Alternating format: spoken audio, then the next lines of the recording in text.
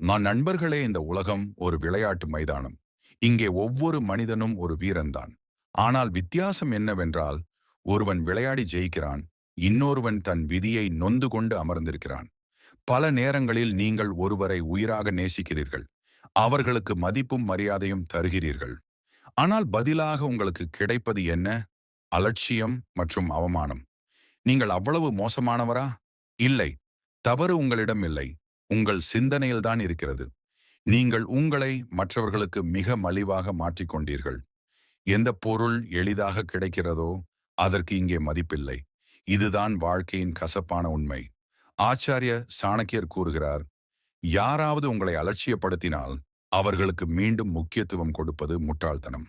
புத்திசாலி என்பவன் தன் அவமானத்தை தனது பலமாக மாற்றுவான். உங்களை ஒருவர் இக்னோர் செய்கிறார் என்றால் உங்கள் மீது அவர்களுக்கு இன்னும் ஈர்ப்பு ஏற்படவில்லை என்று அர்த்தம். அதை மாற்றும் சக்தி உங்கள் கைகளில்தான் இருக்கிறது. இதோ அதற்கான 4 வழிகள். 1. விலகி இருக்க பழகுங்கள். உங்களை மதிக்காதவரிடம் கெஞ்சாதீர்கள். உங்களை அவர்களிடமிருந்து முழுமையாக துண்டித்துக் கொள்ளுங்கள். 2. திறமைகளை வளர்த்துக் கொள்ளுங்கள். உங்கள் மதிப்பு உயராதவரை உலகம் உங்களை லேசாகத்தான் பார்க்கும். 3. மர்மமாக இருங்கள்.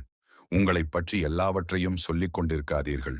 மக்கள் எதை புரிந்து கொள்ள முடியவில்லையோ அதை அடையத்தான் ஆசைப்படுவார்கள்.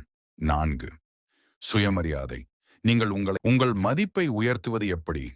ஒரு பொருளின் தரம் எவ்வளவு உயர்வாக இருந்தாலும் அது எல்லா இடங்களிலும் மிக எளிதாக மலிவாக கிடைத்தால் அதற்கு மதிப்பு இருக்காது.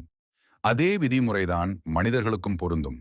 மக்கள் எப்போதுமே அரிதாக கிடைக்கும் விஷயங்களைத்தான் பொக்கிஷமாக கருதுவார்கள். ஒருவர் அழைத்த உடனோ அல்லது குறுஞ்செய்தி அனுப்பிய உடனோ உங்கள் வேலைகளை விட்டுவிட்டு அவர்களுக்கு பதில் அளிப்பதை தவிர்க்கவும். இது உங்களுக்கு வேறு வேலையே இல்லை என்ற பிம்பத்தை அவர்களுக்குள் உருவாக்கிவிடும். உண்மையில் உங்கள் இலக்குகளை நோக்கி ஓடத் தொடங்குங்கள். நீங்கள் உங்கள் வேலையில் மும்முரமாக இருக்கும்போது மற்றவர்களுக்கு கொடுக்கும் நேரம் விலைமதிப்பற்றதாக மாறும். நீங்கள் ஒருவரை சந்திக்க நேரம் ஒதுக்குவதே அவர்களுக்கு ஒரு கௌரவமாக இருக்க வேண்டும். உங்களை ஒருவர் இக்னோர் செய்யும் போது நீங்கள் அழுகிறீர்கள் அல்லது வருத்தப்படுகிறீர்கள் என்றால் உங்கள் மகிழ்ச்சியின் சாவி அவர்களிடம் இருக்கிறது என்று அர்த்தம். அவர்கள் பேசவில்லை என்றால் நீங்கள் அதை சற்றும் பொருட்படுத்தாதது போல உங்கள் இயல்பு வாழ்க்கையை தொடருங்கள். உங்கள் அமைதியும் கவலையில்லாத முகமும் அவர்களை குழப்பமடையச் செய்யும். அந்த வலியையும் கோபத்தையும் ஒரு எரிபொருளாக பயன்படுத்துங்கள். என்னை வேண்டாம் என்று சொன்னவர்கள் முன் நான் வாழ்ந்து காட்ட வேண்டும் என்ற பிம்பத்தை விட, நான் எனக்காக உங்களை அலட்சியப்படுத்தியவன் நாளை உங்களை தேடி வர வேண்டும் என்றால், இன்று அவன் பார்த்த உங்களை விட நாளை அவன் பார்க்கும் நீங்கள் பல மடங்கு உயர்ந்திருக்க வேண்டும். உங்களுடைய உடல் மொழி மற்றும் பேசும் விதத்தில் கண்ணியத்தையும் தன்னம்பிக்கையையும் கொண்டு வாங்கள். உங்கள் துறையில் நீங்கள் ஒரு வல்லுநராக மாறுங்கள். நீங்கள் ஒரு உயர்ந்த நிலையை அடையும் போது உங்களை ஒரு காலத்தில் இக்னோர் செய்தவர்கள் உங்களிடம் ஒரு உதவி பெறமாட்டோமா என்று ஏங்க வேண்டும். பொருளாதார ரீதியாக நீங்கள் பலமடையும் போது உங்களுக்கான மரியாதை தானாகவே உயரும். சாணக்கியர் கூறுவது போல, மிகச் சிறந்த பதிலடி என்பது மௌனமும் உங்கள் வெற்றியும் தான். உங்களை அவமதித்தவர்களிடம் விவாதம் செய்யாதீர்கள். அவர்களை பழிவாங்க துடிக்காதீர்கள். அவர்களை முழுவதுமாக உங்கள் வாழ்க்கையிலிருந்து பிளாக் செய்வதை விட, அவர்கள் உங்கள் வெற்றியை பார்க்கும் தூரத்தில் உங்கள் தொடர்பை துண்டித்துக் கொண்டு விலகியிருங்கள்.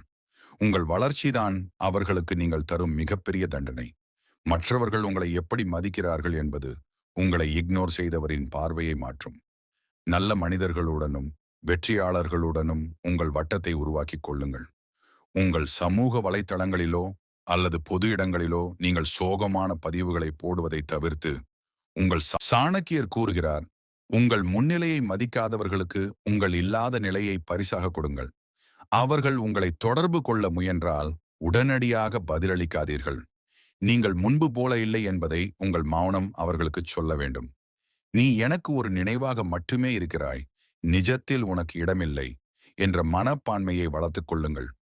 உங்களை இக்னோர் செய்தவன், ஐயோ, இவ்வளவு நல்ல மனிதரையா நாம் இழந்து விட்டோம் என்று ஒவ்வொரு இரவும் நினைத்து வருந்த வேண்டும். நினைவில் கொள்ளுங்கள், தோல்வி என்பது முடிவல்ல. உங்களை அவமானப்படுத்தியவர்களுக்கு நீங்கள் கொடுக்கும் ஆகச்சிறந்த பதிலடி உங்கள் வெற்றி மட்டுமே.